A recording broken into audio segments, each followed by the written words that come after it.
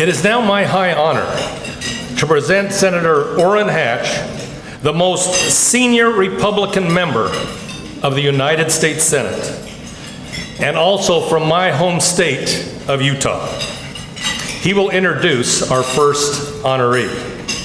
Before presenting him, however, please allow me a point of personal privilege to thank Senator Hatch for his friendship over my 32 years in our nation's capital.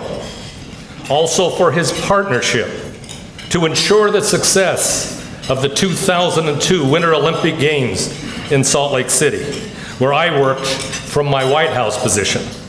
And also to thank him for his support of the Latino and small business community. My brother David, who's been presented, can attest to that. We are small business owners, and Senator Hatch is a champion of our community. Thank you, Senator. Please welcome Senator Orrin Hatch.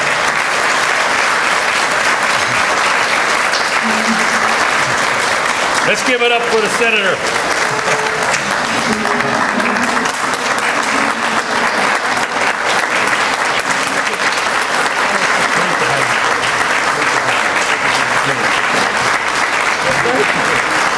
Thank you so much.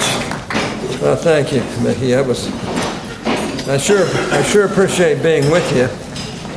Thank you for that kind introduction. You know, Mickey and I have known each other a long time. We worked together on the 2002 Salt Lake Olympic Games, which were a great success. Several years later, we shared the stage to receive honorary doctorates from the University of Utah. I suppose that means I should call you Dr. Becerra. In fact, I think I will. It's great to see you again, my friend. I appreciate you. I'd also like to thank everyone who's helped put this event together. I applaud the work the Latino Leaders Network does around the country in bringing people together and providing a platform for Latino leaders to share their success stories. Back in 1987, I formed the Republican Task Force on Hispanic Affairs to help educate senators on issues that affect Hispanics in our country, in our communities. I thought then, as I do now, that it's incredibly important to reach out to the Hispanic community to ensure that all voices in our nation are being heard. We reactivated the task force last year, and my hope is that it will continue to promote and encourage greater collaboration between the Hispanic community and all of our Republican leaders. Pundits like to talk about the efforts both sides make to woo Hispanic voters. I've always thought it's more important, however, to listen to our Hispanic brothers and sisters, to learn what's most important to them so that we can encourage them, all of you, to participate in our party. Now that's the main purpose of our Republican Task Force on Hispanic Affairs. Now don't get me wrong, I also believe the Republican Party has a lot to offer Hispanic voters in terms of policy. Indeed, I've long made the case to the Hispanic community that the principles the Republican Party stands for are a natural fit. Republicans champion free enterprise and strong families. We want to help all people succeed, no matter their station in life.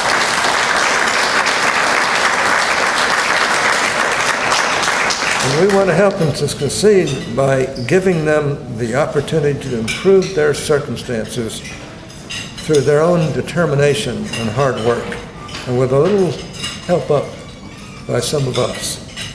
That's one reason I've long been a champion of reforming our nation's broken immigration laws. There are a lot of people in our country, some of whom came here legally, some of whom did not, who are kept in poverty because we don't have a sensible process for integrating them into our society. Immigration is a difficult and politically fraught issue, but one thing is clear. We need a better system for ensuring that those who have the drive and the determination to succeed and who abide by our laws are able to do so.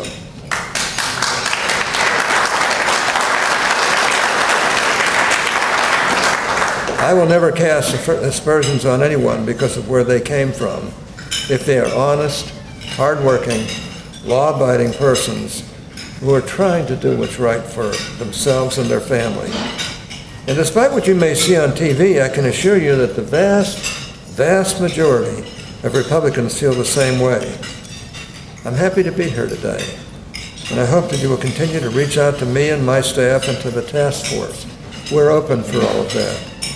Now today, and let me just say that Ana Cabral went on to become Treasurer of the United States of America. She went right to my Judiciary Committee. Her husband, Victor, is a highly successful government affairs expert in Washington, D.C., who worked with me as well. And I have to say, Ana and Victor are two of my closest friends on this earth. Now today, we celebrate and recognize two great leaders. The first is Ruby Becerra, who serves on the board of our task force. The other is the man I'm here to introduce, the Honorable Gaddy Vazquez. Gaddy was born in Texas but grew up in California as the son of migrant workers. He's a truly remarkable embodiment of the American dream. He was the first in his family, like I was in mine, to graduate from college and began his career protecting the good people of Orange County, California as a police officer. Gaddy went on to become the first person of Hispanic ancestry to head the Peace Corps, where he recruited the highest percentage of minority volunteers in that organization's history and worked to improve the safety and security of Peace Corps volunteers. Gaddy then became, that wasn't enough for him. He then became the U.S. ambassador to the UN agencies for food and agriculture, where he worked to reduce poverty and make agriculture more productive. Both of these appointments were made by President George W. Bush, and I'm happy to be here today to honor Gaddy with the Eagle Leadership Award. So congratulations, Ms. Vasquez. This award, in my opinion, is well-deserved. We all love you, we're proud of you, and we expect you to do even more things in the future. So God bless you, and we're glad to be here.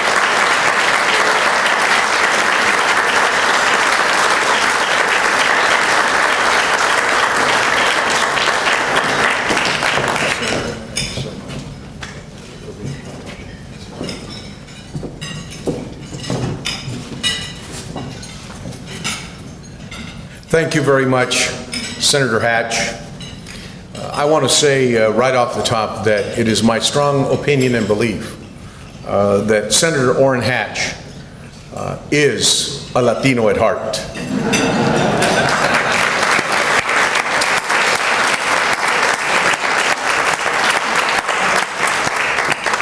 And I say so because in the early years when not many were paying attention to the issues of importance to Latinos in America, Senator Hatch formed the task force that Ana Cabral headed as a professional and executive on his behalf. And it was through that task force, that Hispanic task force, that many, many important conversations began. And it did so because Senator Hatch established the foundational work that has brought us to this day. And I will tell you that as someone who has admired Senator Hatch for many, many, many years, and who I also want to publicly thank for voting in support of my confirmation on 2 occasions, I thank you for that, Senator, as well. I thank you very much. I want to thank the Latino Leaders Network and its energetic and tireless leader and founder, Mickey Ibarra. And to all of my friends who are here from California, I say thank you for being here on this occasion. I know that attending these events during political conventions is an experience as you move through the security maze and all the barriers and obstacles that are before you. And to my friend Rudy Becerra, with whom we have traveled many, many miles over decades. One, I thank the good Lord we're both still here. But secondly, I could not have had a better colleague, friend, and partner as we have traveled through many, many different journeys in our both public and private careers. And it's a pleasure to be able to share this very, very special day with Rudy Becerra. There are many things that I would like to say today, but I have been given an allotment of time, and it is brief. But I can't speak today in accepting this award without making reference to the events of the past 7 days.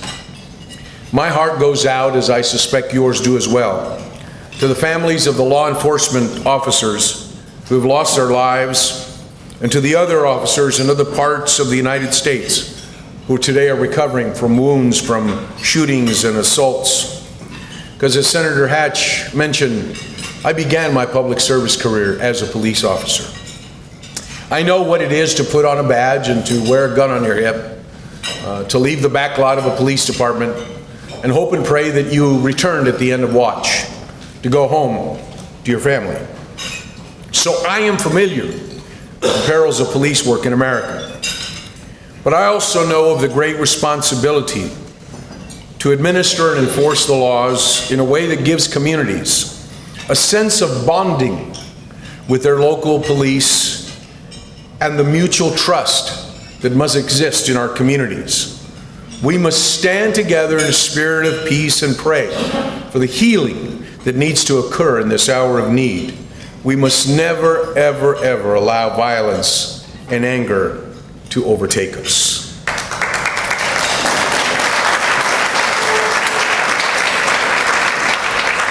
In 1987, when I first served in my first elected office, I was excited. I was enthused at the prospects of Latino political empowerment, even though there weren't very many of us back then. People back then said Latinos were the sleeping giant, and others referred to the 80s as the decade of the Hispanic, which always sort of amused me because it sort of like set a definitive timeline that we had a decade, and if we didn't, well, then that was it. But ladies and gentlemen, we've gone way beyond the 80s, because today we have improved and advanced and grown the number of elected officials of Latino origin by leaps and bounds. Anytime you hear of a state representative from the state of Rhode Island, not a state you typically think of as Latino, you know you're making progress. But we have not arrived yet at the place that we need to be. As leaders, we must engage and promote civic engagement in the Latino community. But we must take ownership, and we must seek to build a political platform for the future. We should encourage and press greater civic engagement in all of our communities. So I encourage you to stand for the principles you believe in, but also recognize that the ballot box is the equalizer that balances the voices of influence in our democracy. In all of my years, I have never been more concerned for my country. We are living in perilous times, and the threats at home and abroad pose unprecedented challenges that our leaders will and must confront. But I remain very confident that our strong sense of purpose and commitment to each other will help us overcome the challenges before us.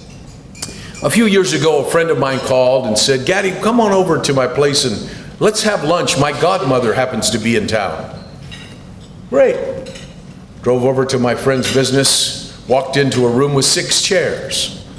I looked across the table and my eyes came in contact with a petite, small woman. Much to my surprise, my friend's godmother was Rosa Parks. And for the next 2 hours, I sat across the table from Rosa Parks, mesmerized, just watching and listening and observing. And the greatest takeaway of that moment in time in my life, from Rosa Parks and my meeting with Rosa Parks, was that you don't have to be the tallest in the room or in the country, because she was small and petite. And you don't have to have the loudest voice in the room or in the community, but she was effective, and she had a deep and profound sense of purpose in her heart. And when those elements can come together, you can indeed change the course of history, as Rosa Parks taught us. Like many of you, I was born into poverty as a child of migrant farm workers. I lived through periods of hunger and food insecurity. But we never lost our sense of direction, and we never yielded to the plight of poverty. So it was a privilege to be able to serve as a United States ambassador, leading the fight against poverty, disease, and hunger in the world. And I led the Peace Corps, which is comprised of Americans who serve overseas in far and distant lands with a purpose of promoting peace, friendship, and understanding between Americans and the people in those host countries. As the first Latino to lead the Peace Corps in its history, I was proud to lead thousands of Americans serving across the face of the earth. And the best part about the Peace Corps volunteers, they were determined and believed that you could still impact the world, one town, one village, one community at a time. And I'm pleased to tell you that this year, 25,000 Americans applied to serve in the Peace Corps. That's the power of people making a difference. They answered the call and said, "Send me, and I will go."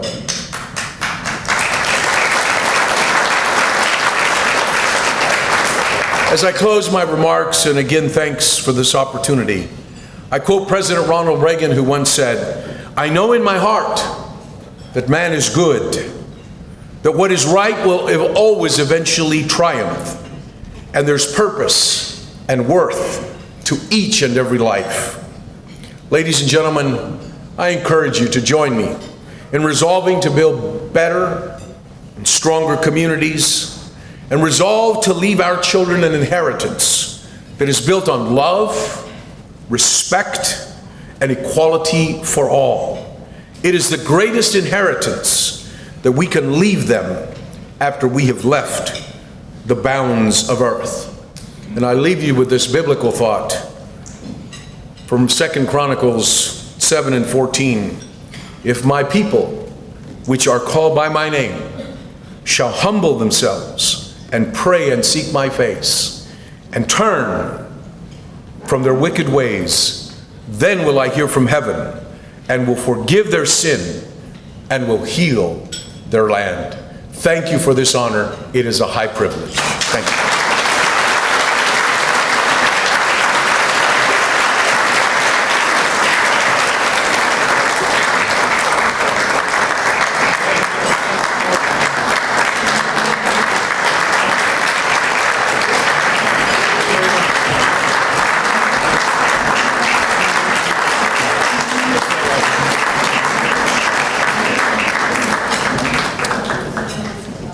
Ambassador Vasquez, on behalf of the Latino Leaders Network, I present our Eagle Leadership Award and congratulate you and thank you for your service to your community and to your country. Thank you.